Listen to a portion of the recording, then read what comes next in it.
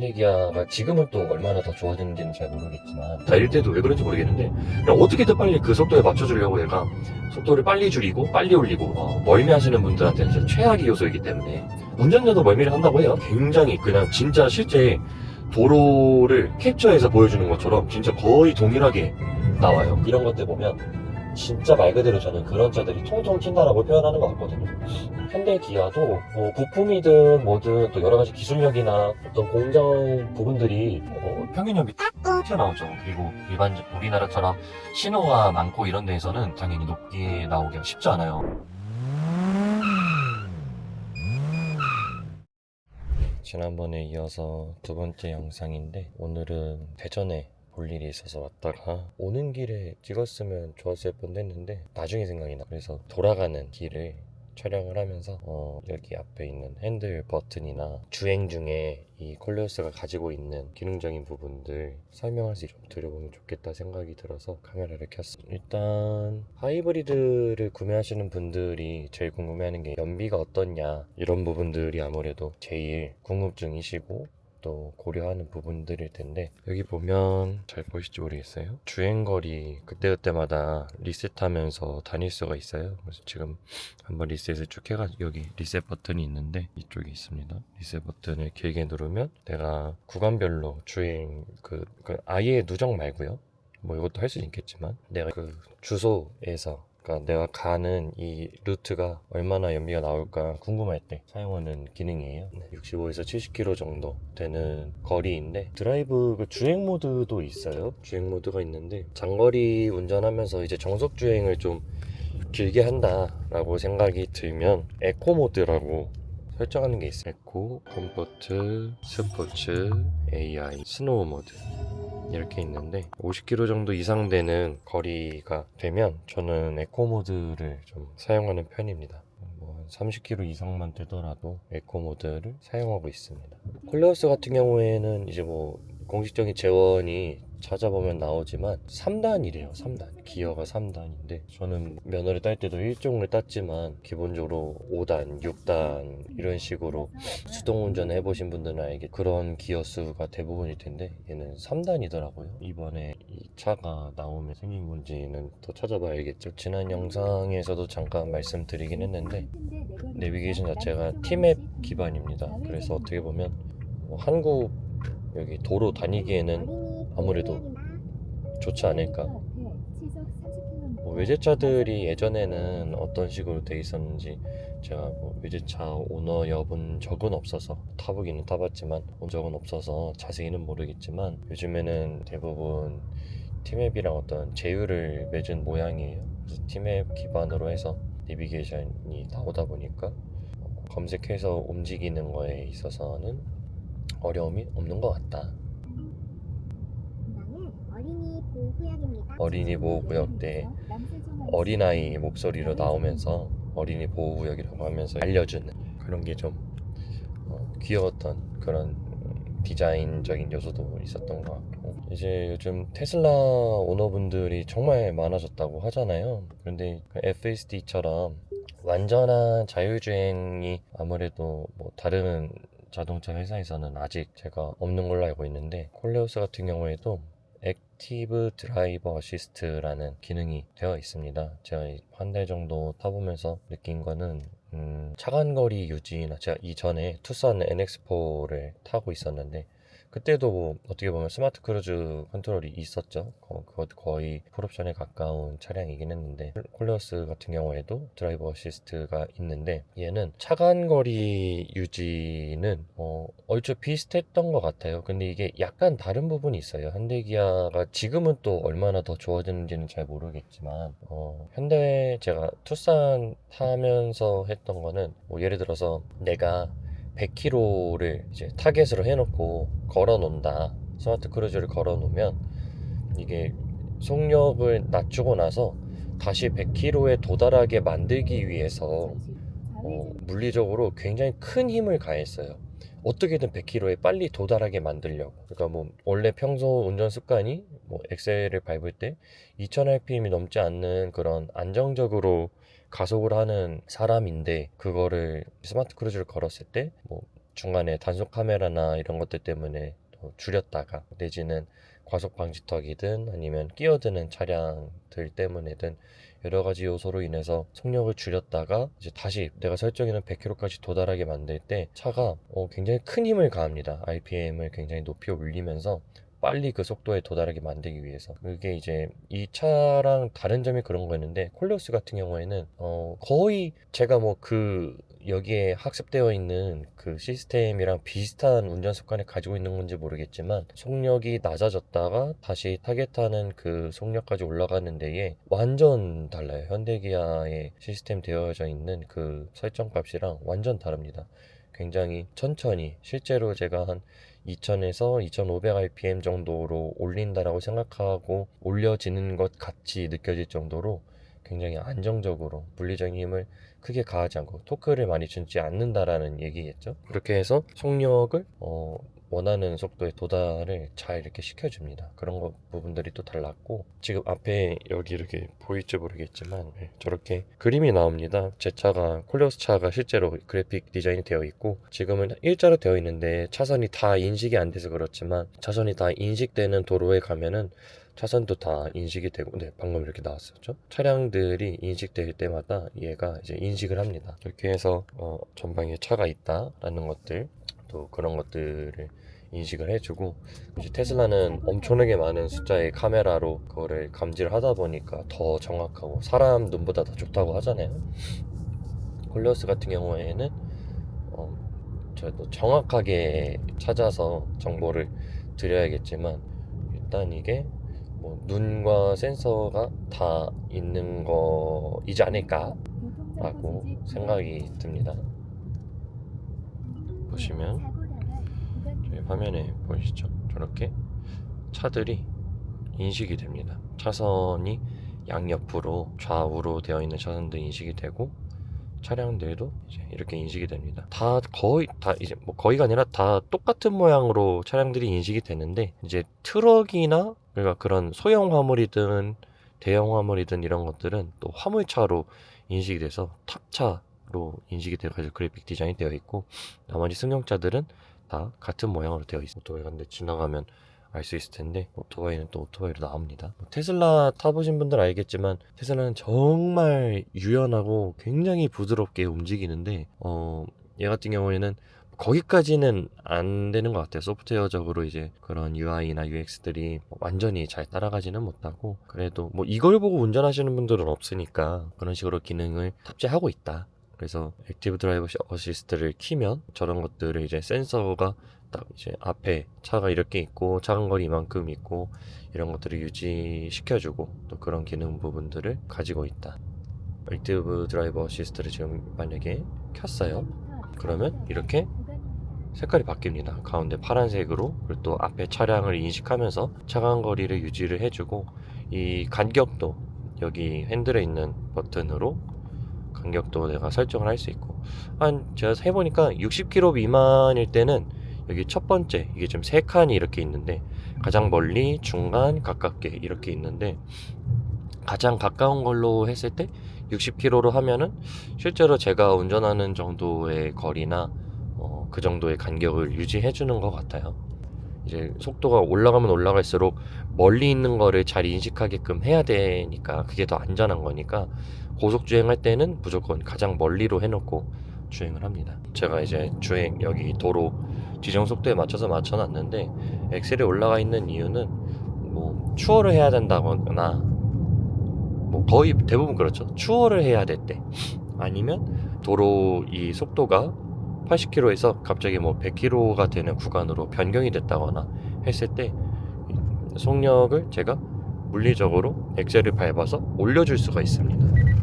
그러면은 갑자기 자동차에서 부스터 표시가 나요. 엑셀을 밟았을 때 파란색 불꽃이 나오면서 부스터 표시가 나오는데, 이렇게 해서 추월을 할 때는 이제 엑셀을 물리적으로 밟아줘서 이 자동 주행 이 기능 중에서도 이렇게 나올 수 있게 해주고, 또 그렇게 브레이크를 떼면은 제 기억에 현대 투싼 탈 때는 감속하는 그게 엄청나게 급감시켰던 걸로 기억을 해요.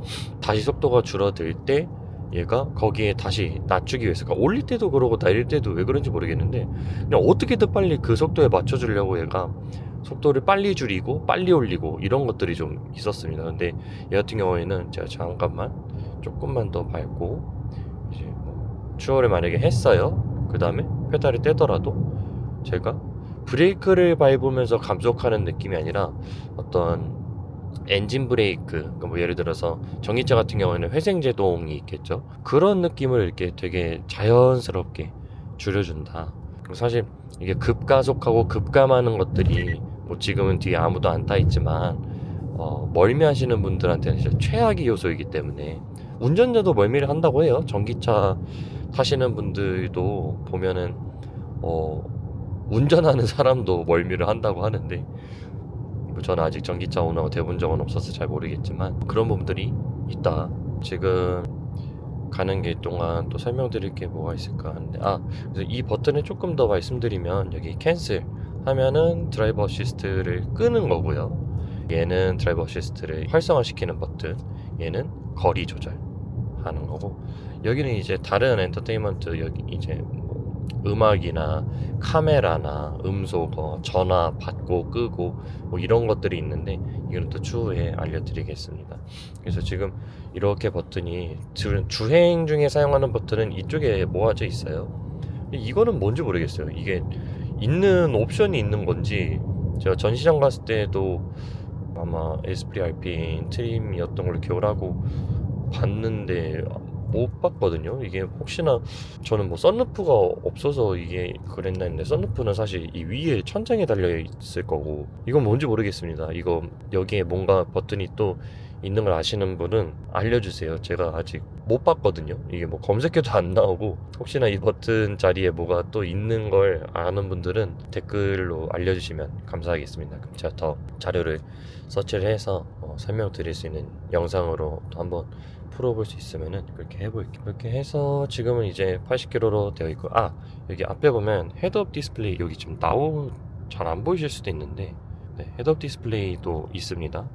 여기 보면은, 근데 저거를 전 헤드업 디스플레이를 처음 써봤는데 뭐 그렇게 엄청나게 큰 도움이 되진 않지만 그냥 밑에 화면이나 오른쪽 화면을 안 보게 만드는 데에는 좀 도움이 되는 것 같다.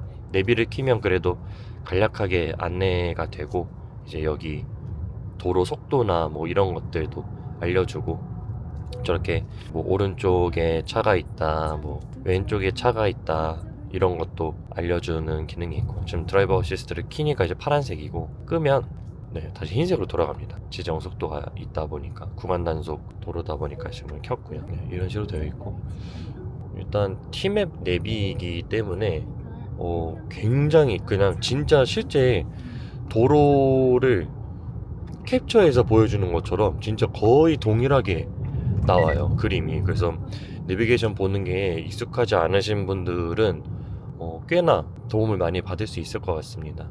그냥 간략하게 뭐 어디로 가라, 고가차도가 이렇게다, 이렇게 나오는 내비만 있기도 하잖아요. 근데 T맵 기반은 전 처음 써봤는데 뭐 모바일로도 T맵을 쓰긴 했었지만, 근데 실제 도로 모양 그래픽이나 어떤 이미지 같은 것들이 정말 많이 유사하게 나오다 보니까 그런 것들은 내비게이션에 미숙하신 분들한테는 도움이 될 것 같습니다. 지금 계속 어떻게 보면 빠르지 않은 속도로 계속 이렇게 주행을 하고 있고, 지금 계속 저렇게 데이터가 쌓여 있어요. 주행거리 계속 늘어나면서 평균 연비나 평균 속도 뭐 이런 것들이 있는데, 이거를 잘 지켜서 한번 쭉 가보겠습니다. 그러면 도착할 때쯤에 다시 카메라를 켜보도록 하겠습니다. 가다가 갑자기 생각난 게 있어가지고 말씀드리면 좋은 부분인 것 같아서 한번 말씀을 드려보려고요.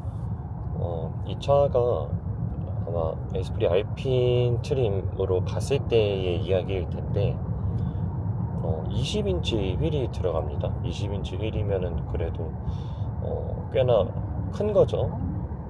SUV에서 20인치 정도면은 작지는 않은 건데, 아시겠지만 휠이 커지면 타이어가 얇아지잖아요. 왜냐면 타이어가 뚱뚱하면 휠이 커졌을 때 그러면 이제 자동차의 제 자동차에 되어 있는 그 휠하우스라고 하나요? 휠하우스라고 했던 것 같아요. 그 바퀴 그 부분이 되게 커야 되는 거잖아요. 또 다들 아시겠지만 휠이 커지고 타이어가 얇아지면 연비가 안 좋아진다. 이게 거의 국룰로 지금 통상 알고 있는 이론적인 부분들인데, 근데 여기 르노가에서 그랑콜레오스 출고할 때 옵션에 그 타이어 쪽에 조금 들어가 있어요. 뭐냐면 이제 금호에서 나오는 타이어인데 폼 타이어라고 부르더라고요.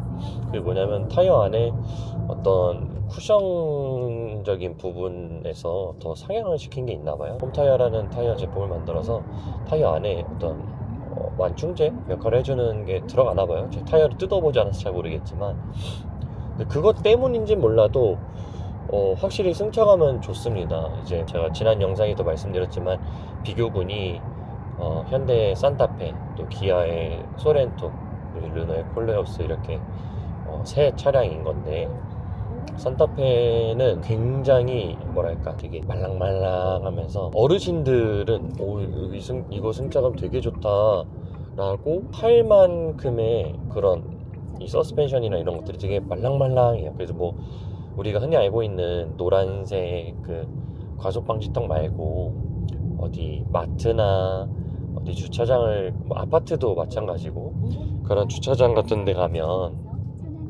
있는 되게 높고 단단한 방지턱 같은 거 있잖아요. 그런 거 넘을 때에도 산타페는 되게 말랑말랑하면서 넘어갔거든요. 그게 싫다 나쁘다가 아니라 제 입장에서 산타페를 살 거면 뭐 같은 가격도 아니고 뭣도 아니지만 그냥 왜 그렇게 생각하는지 모르겠는데 약간 그런 게 있었어요. 산타페를 그렇게 살 거면 차라리 내가 더 열심히 모아서 팰리세이드를 가야지라는 어떤 생각을 하는 그런 지점이었던 것 같아요. 산타페를 제가 봤을 때 이번에 되게 거대하게 나온 산타페잖아요.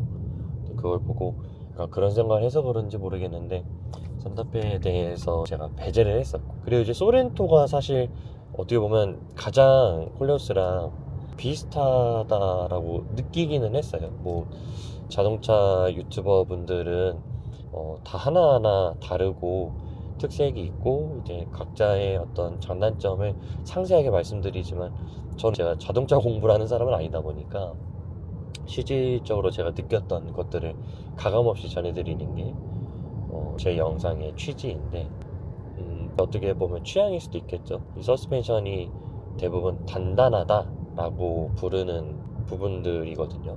저도 그걸 그렇게 느끼고, 단단하다라고 해서 그러면 어디 뭐 방지턱이나 뭐 이런 도로 상태가 안 좋은 곳 넘을 때 이게 되게 통통 튀는 거 아니냐라고 말씀하실 수도 있는데, 근데 저는 통통 튄다 라고 표현하기는 어렵다고 생각을 해요. 토터나 봉고차처럼 그런 트럭을 타보신 분들은 아시겠지만 경차도 마찬가지죠. 마티즈 지금 마티즈가 없지만 경차도 마찬가지죠. 요즘 나오는 캐스퍼는 또 어떨지 모르겠지만, 그다음부터 예전에 뭐 스파크, 마티즈, 모닝 이런 것들 보면 진짜 말 그대로 저는 그런 차들이 통통 튄다라고 표현하는 것 같거든요. 근데 저 같은 경우엔 이 차를 가지고 통통 튄다라고 표현할 수는 없다고 생각합니다. 딱 무게감 있게 무언가를 넘거나 노면 상태에 따라서 주행하면서 이거 왜 이렇게 어디 튕겨져 나갈 것 같다 이렇게 말할 수 있는 부분들은 진짜 전혀 없어요. 그리고 제일 잘 자더라고요, 2열에서.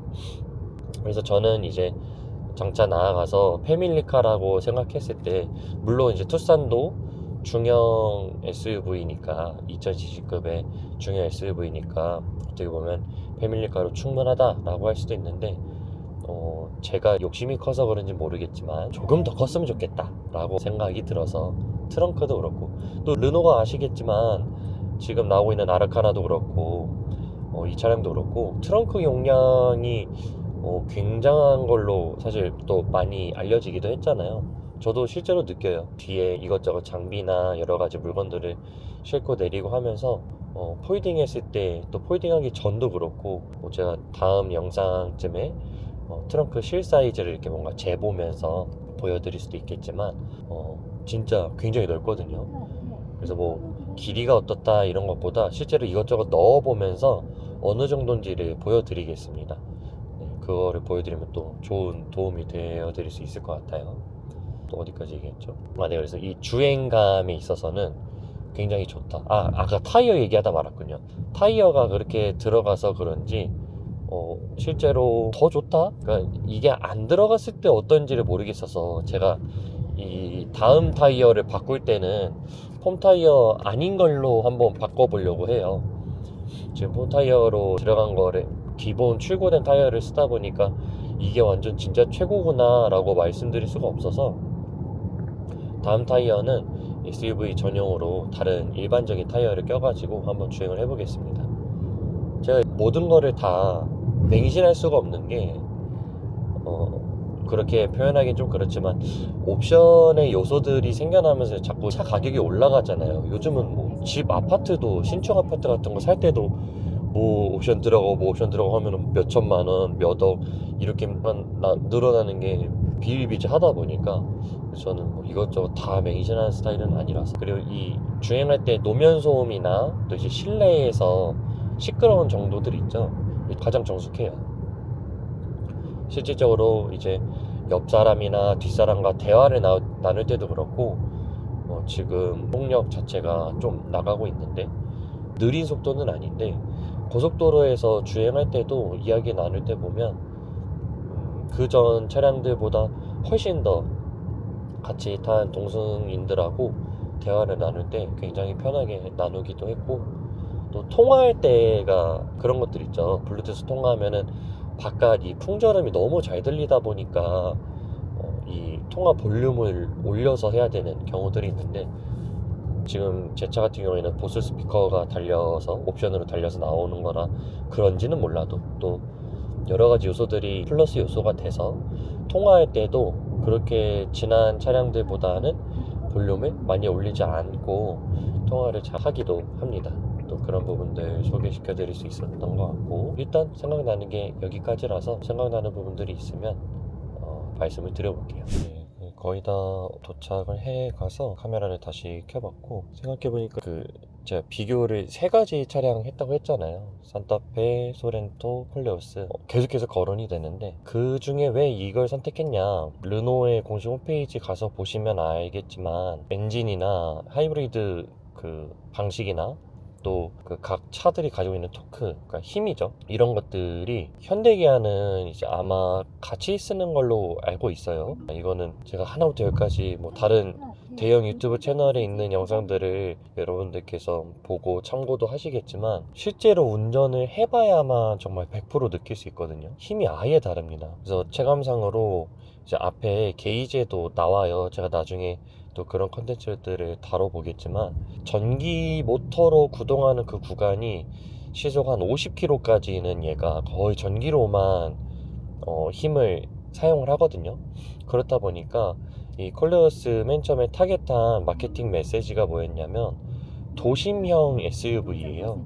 도심형이면 일단 뭐 대표적으로 서울이든 여러 광역시나 그런 큰 시내 주행하는 거를 생각해 볼 수 있을 텐데, 일단 첫 번째로 차가 많으니까 가고서고가 정말 많다, 그 다음에 신호등이 정말 많다, 이런 것들이 있잖아요. 그러면 우리가 다들 아시겠지만 연비가 잘 나오는 주행을 하기 위해서는 안정적인 속도로 동속 주행을 하면서 서는 일 없이, 그러니까 다시 엔진이 힘을 발휘하는 일이 없이 꽤나 긴 거리를 그런 식으로 주행을 해야 엔진의 효율이 나오고 연비 주행이 나오는 건데, 콜레오스 같은 경우에는 전기 모터의 힘이 100kW였나? 정확하게 기억이 안 나요. 100kW인가? 그렇게 되어 있고, 또 엔진, 이제 물리적인 가지고 있는 엔진의 힘이 145인가? 해서 합산 마력이 250 정도 되는, 245인가? 250이었던 것 같아요, 기억에. 그렇게 되어 있는 합산 마력을 가지고 있다. 그래서 실질적으로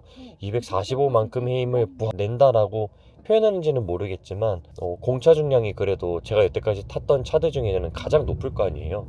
근데 가장 잘 나가요. 초반 가속 그 단계에서도 그렇고, 또 추월해야 하는 그런 부분들이 있을 때 산타페, 소렌토, 또 이제 같은 급은 아니지만 아반떼까지도 제가 하이브리드의 차량들을 그렇게 운전을 해봤을 때 정말 감히 비교할 수 없다. 정말 잘 나가거든요.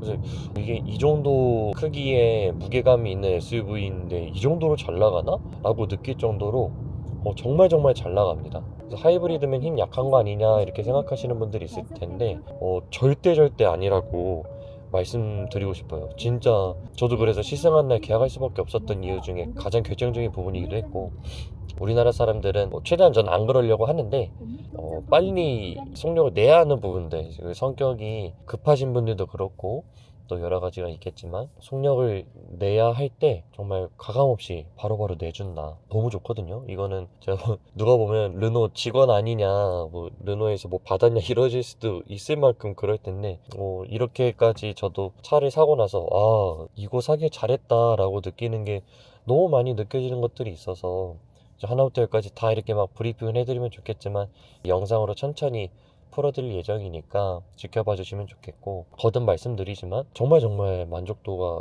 높아요. 정말 높아서 제가 이렇게 컨텐츠 풀어가는 동안 못 기다리겠다 라고 하시는 분들은 시승이라도 한번 해보셨으면 좋겠고, 근데 지난 영상에도 말씀드렸지만 시승하러 갔을 때 막 버튼 이거 저거 막 이렇게 눌러보면서 시간을 많이 쓰기가 쉽지 않아요. 옆에 딜러분들이 같이 타서 시승을 하는 거다 보니까 그분들도 어떻게 보면 교육 받은 대로 매뉴얼대로 알려주시는 부분들이 많기 때문에, 저 같은 경우에는 실제로 제가 딜러분보다 훨씬 많이 공부해서 갔다 보니까 제가 반대로 알려드린 부분들도 있었어요. 그게 실제로 차를 구입하는 데에 필연적인 요소가 아니어서 그래서 숙지가 되지 않은 부분들이었기도 했겠지만, 제가 직접 많이 공부하고, 그러니까 공부라고 하면 좀 그렇죠. 이제 다른 유튜버 분들이 풀어준 내용들 많이 보고 많이 숙지를 하고 갔다 보니까 일반적인 시승하는 사람보다는 이제 인사이트가 많은 상태로 가서 딜러분이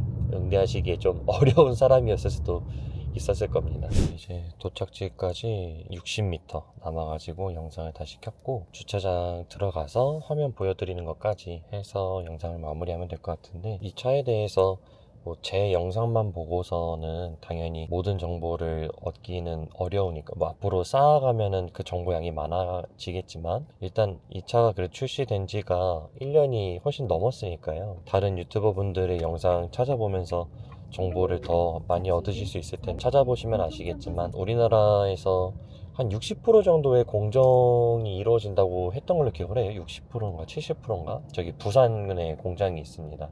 제 차도 그래서 부산에서 출고를 할 때 올라온 차량인데, 그 이전에 이 차량이 설계 플랫폼 자체가 중국의 지리 자동차, 정확하게 발음하면 진리라고 발음을 하라고 하셨던 것 같아요. 어느 영상에서 본 건지 제가 자세히 기억이 안 나지만 너무 많은 영상을 찾아봐서, 그래서 그쪽 플랫폼이다 보니 이제 볼보도 거기에 들어가 있는 차량 회사다. 그래서 여러 가지 부분적인 요소들이 그런 좋은 차량 회사들의 기술력이나 또 같이 쉐어되고 있는 정보나 여러 가지 요소들이 있다 보니 이제 누군가는 이거 르노 콜레오스급 중국 차야, 중국에 있는 차 그냥 그대로 가져와서 파는 거야 라고 하시기도 하는데, 뭐 그럴 수도 있겠죠. 근데 여러분들 아셔야 되는 게 뭐냐면, 앞으로 우리나라 차 브랜드라고 부르는 현대 기아도 부품이든 뭐든 또 여러 가지 기술력이나 어떤 공정 부분들이 중국의 부분들이 많이 수렴하게 될 겁니다. 이게 저는 워낙 장비를 이것저것 많이 쓰는 직업을 가지고 있다 보니까 더 많이 느끼는데, 그렇다고 해서 중국이 최고다 이런 말씀을 드리는 게 아니라 중국 차야 그러니까 안 좋은 거야 이렇게 말하기가 어려운 날이 올 겁니다. 또 전기차에서 지금 테슬라도 마찬가지죠. 테슬라 모델 3랑 모델 Y랑 그게 좀 다르다라고 제가 알고 있고, 또 이제 그거에 또 플러스 돼서 BYD라는 브랜드의 차량도 지금 엄청 많이 팔리고 있다고 하잖아요. 전기차 중에 가격이 되게 괜찮게 나오고 진입 장벽 자체가 높지 않다 보니까 많이들 생각하신다고 하는데, 또 실제로 구매량 자체가 엄청나게 많고, 아무튼 이 중국의 어떤 여러 가지 부분들을 마냥 부정적으로 보기에는 어려운 시간이 금방 도래할 겁니다. 지금 주차를 했고, 네,